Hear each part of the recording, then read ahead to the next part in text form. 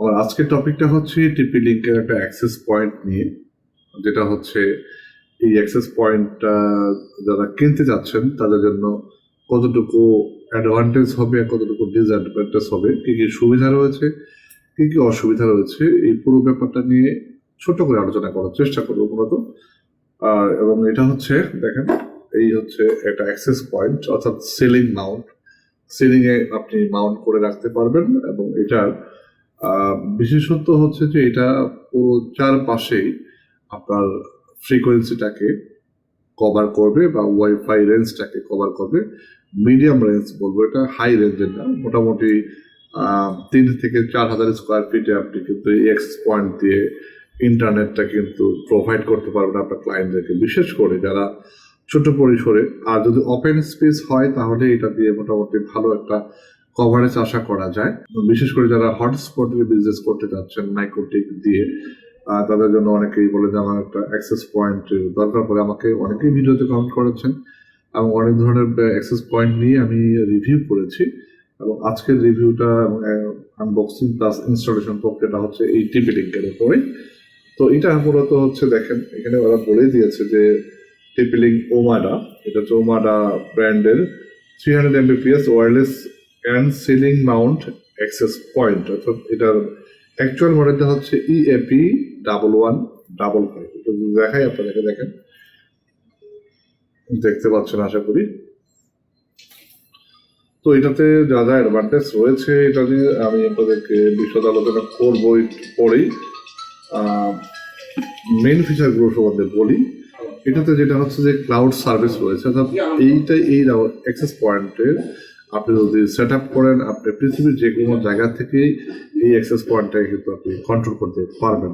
এবং client management system রয়েছে, specially real time monitoring এর জন্য, ট্রাফিক মনিটরিং, যেমন আপনার ক্লায়েন্টগুলো প্রপারলি ইন্টারনেট ইউজ করছে কিনা, কোন কোন সাইটগুলো ব্রাউজ করছে, এটাতে স্পেশালি ওই সাইটটাকে আপনি ডিরেক্টলি দেখতে পাবেন যে কোন ক্লায়েন্ট কোন সাইটটা ব্যবহার করছে।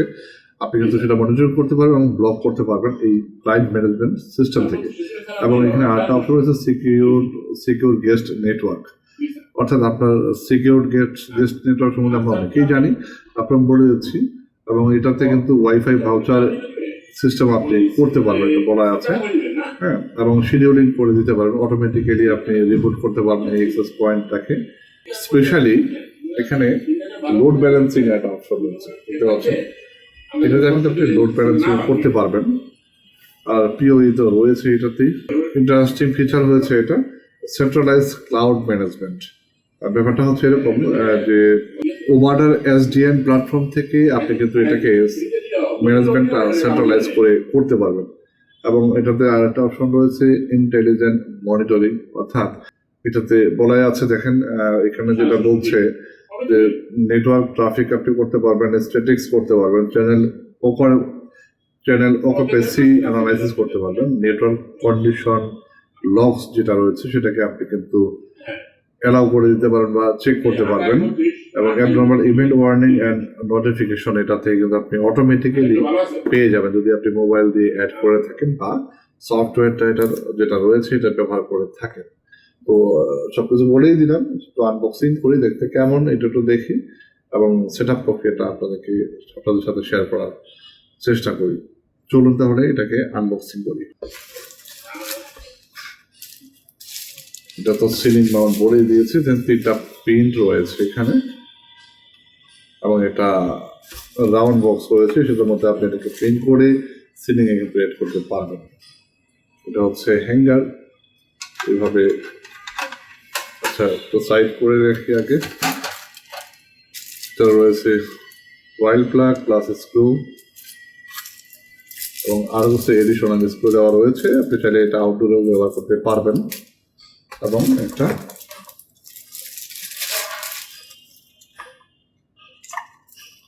3 পিনের অ্যাডাপ্টার রয়েছে এটাতে। আর এই বক্সটা দেখতে পাচ্ছেন, এই হলো বক্স।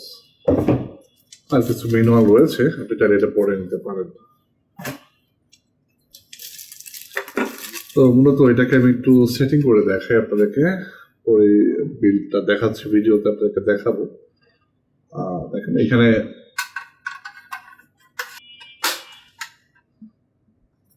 এরকম পয়েন্ট টু পয়েন্ট লাগবে, এবং যদি ডানে বামে করেন এটা লেগে যাবে। এবং এটা এখানে স্ক্রু সিস্টেম রয়েছে, এটা এইভাবে সিলিং এ সেট করে দিবেন। আমি আপনাদেরকে ভিডিওতে দেখিয়ে দিব। একটা জিনিস হচ্ছে এটাতে ল্যান কেবল কিন্তু আলাদাভাবে দেওয়া হয়নি, কিন্তু এটা দেখাই শুধুমাত্র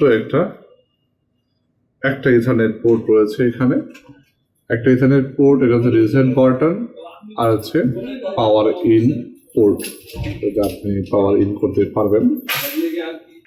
তো এই পর্যায়ে আমরা দেখবো যে কিভাবে এটাকে আপনি সেট আপ করবেন এপি মোডে।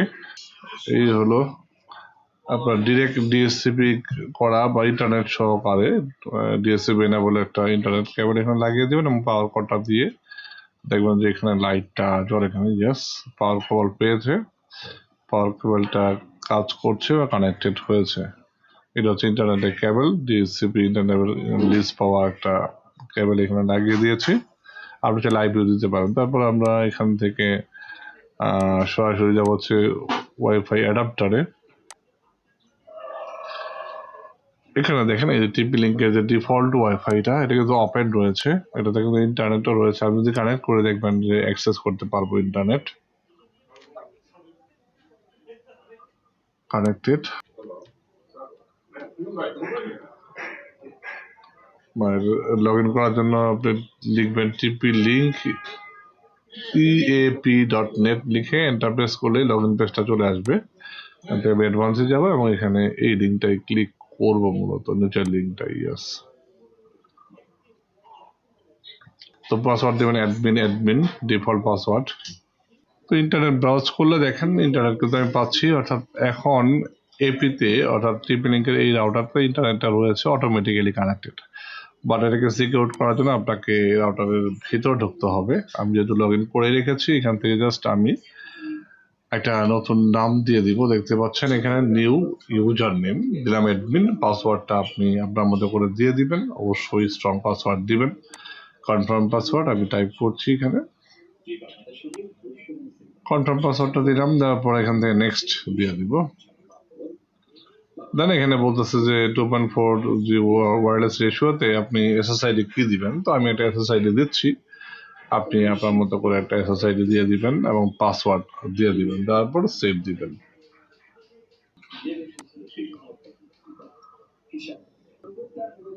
অ্যাপ্লাই হয়ে গেল এবং এখানে I have connected to the new wireless network, এটা সিলেক্ট করে ফিনিশ করে দিব। ইয়েস, এখন যদি আমি একটু ব্রাউজ করি ওয়াইফাই নেমটা পাই কিনা, দেখেন এখানে ক্লিক করছি, এই তো প্রথমে চলে আছে কর্পোরেট নেটওয়ার্ক আন্ডারস্কোর 2.4G, এটাতে ক্লিক করব, কানেক্ট অটোমেটিক্যালি, দেন কানেক্ট দিব। তারপর আমি পাসওয়ার্ড চাচ্ছে, পাসওয়ার্ডটা দিচ্ছি, যে পাসওয়ার্ডটা কিছুক্ষণ আগে জেনারেট করেছিলাম সেই পাসওয়ার্ডটা এখানে দিয়ে দিচ্ছি। ওকে, দেখেন কানেক্টেড হয়ে গেছে। এখন যদি আমি ইন্টারনেট ব্রাউজ করি, ইন্টারনেট পাই কিনা, তো এখান থেকে দেখা যাচ্ছে যে ইন্টারনেট ব্রাউজ করতে পারছি।